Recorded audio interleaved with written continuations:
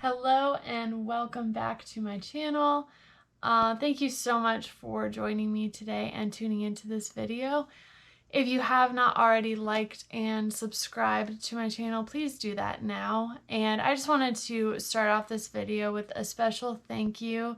Last week's video was very difficult for me to do and to put out there, and it been something that I have been praying about for a long time and was just super nervous to do, but the amount of support and messages that I got from people saying that they struggle with the same thing, or that my video helped them or encouraged them, or kind of opened their eyes to a slippery slope that they were headed down, made it all worth it. That was exactly what I was praying for and such an answer to prayer. So if you have not watched that video, please go ahead and watch that. I'm going to link it here for you if you have not already watched that one, because this is kind of a follow-up to that video. As you can tell by the title, I am going to be talking about 5 things that I did or stopped doing that have helped me in my recovery from my eating disorder. So first of all, I am definitely not a professional. I am not a nutritionist. I am not a dietitian.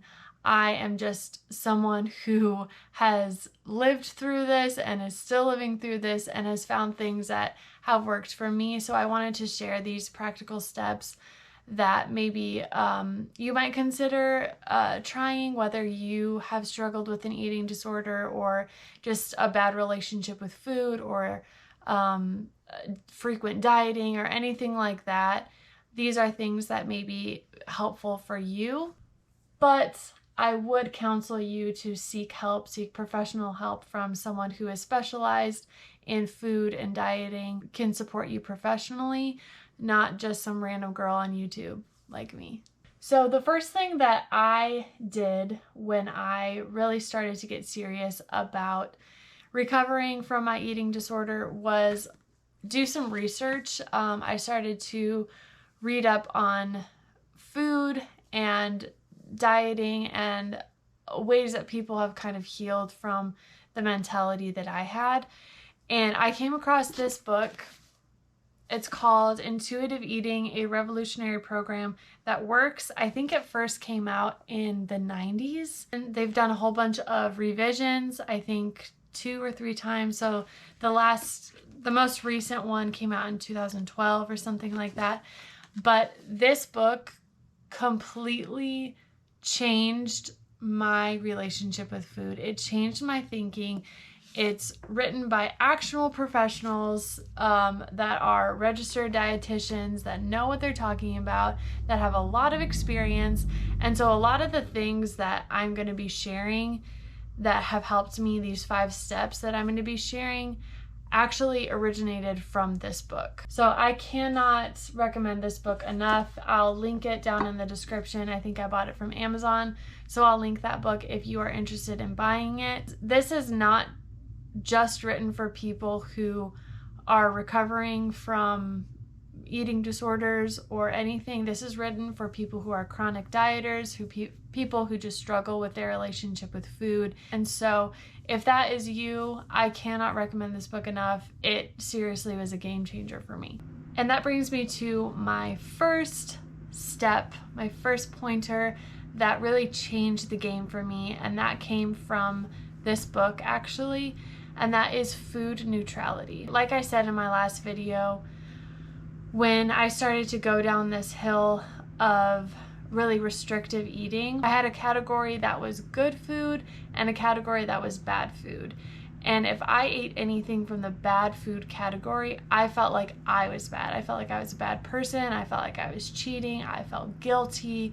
And so the thing that I've really tried to start doing is to neutralize all food, to take any sort of moralistic language outside of food. So anything like chips, cookies, pizza, whatever, anything like that that's deemed junk food, I try not to call junk food. It's just food. Brownies, I love brownies. They just have a special place in my heart. I could eat a brownie probably after every single meal. And I didn't eat them for so long because they were a bad food to me. When we put foods into categories that are kind of off limits to us, it's our human nature to just think about those and fixate on those and dream about those, and we crave them and crave them and crave them until we eventually just give in and eat the whole pint of ice cream, when really we could have just had a normal serving frequently and it would have been a lot better in the long run. So it definitely is a process to shift my thinking into having access to all foods at all times, knowing that I can eat any food when I want. No food is good or bad, it's just food. The second thing that I did was change my mindset from exercise to movement. When I first started exercising, I loved it. I loved to exercise.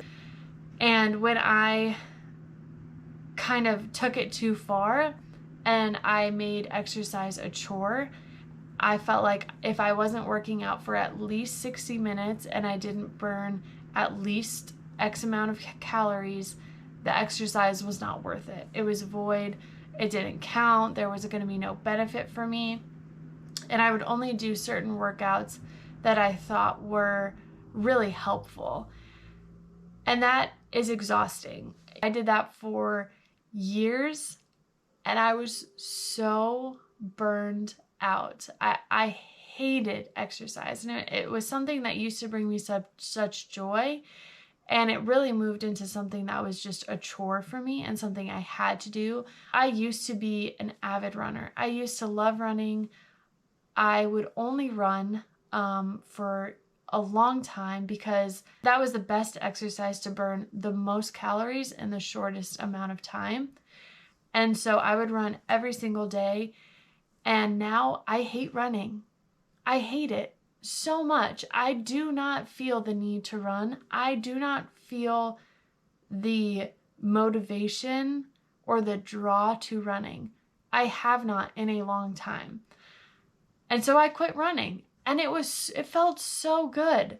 I started walking. I started doing Pilates. I started doing weight training, and I found joy in exercise that I never used to like. If we put this kind of umbrella over exercise and we try one kind of exercise, whether that's running or HIIT workouts or whatever it is, and we try it and we don't like it, it's like, oh, well, I tried exercise, it's not for me.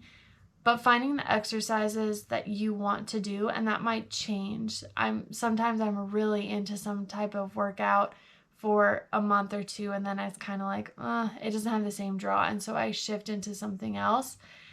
And I've really come back to really enjoy exercising. I incorporate movement into my day every single day, even if that's just walking my dog, because I actually want to, and that is so freeing and feels just so good. The other thing that I started doing, or I should say stopped doing, was weigh myself. In the height of my eating disorder, I would weigh myself every single morning and every single night, and whatever weight I was, that would dictate what I was going to be eating and what I was going to be doing the next day. And I have since learned that weight fluctuation is completely normal. It depends on water retention, depends on hormones, bowel movements. All of these different factors affect your weight. And so you can feel so good about yourself. You can be like, man, I feel really good. I feel like I look good. I feel confident. And as soon as you step on the scale and it's not what you want it to be, all of that progress and that happiness that you felt is just gone because of the number on the scale. I've read that at most you should weigh yourself once a week to get an accurate idea of what your weight is. For me personally, that's very triggering for me. I have not weighed myself in probably 9 months because I'm just not there yet. And so I've stopped weighing myself altogether, and it feels so good. I know that the second I did weigh myself, the number is going to be higher than I ever thought that I would be. and that will just completely take away all progress that I've made. And so I am not at the point where I can weigh myself. If that's not something that's triggering to you, I would say weigh yourself maybe once a week. The other thing that I have stopped doing is calorie counting. I used to count every single macro that I put into my body, and I had it alert me. I had the vicious red line that would tell me that, you know, I've eaten too much. And one, it's just so exhausting to log everything that you eat. And two, it just is so restrictive and really sets you up for a binge, because you're restricting yourself so much. It just makes you want that thing that you're restricting so much more. Eventually, you're going to give in and probably eat so much more than you would if you had just allowed yourself to have it in the first place. So I've stopped calorie counting altogether. I don't think that calorie counting is inherently bad. I think that people can do that in a very healthy way. But for me, I can't do that. I am either way far to the extreme or I just don't do it at all. And so I just don't do it at all. And instead I'm really starting to learn to listen to my body when I'm hungry, what I'm hungry for, and honoring that hunger, rather than following a guideline by an app that doesn't actually know me, know how much I'm exercising in a day, know my needs, know my hormones, anything like that. And the last one is respect your body. And I know this is cliche. I remember people saying this all the time when I was at the height of my eating disorder, to just respect your body and find things that you're grateful for. And I was just like, yeah, okay. It's just annoying when someone tells you that, but I'm here to tell you that, okay? When you can honestly find things that you are grateful for, that your body can do, walking around, you know, taking your dog out for a walk, all of these things, if you have given birth, the fact that you gave birth to a child is remarkable. Being thankful for all of those things and reminding yourself that this body was here to live, to serve other people, to honor God with, and that's it.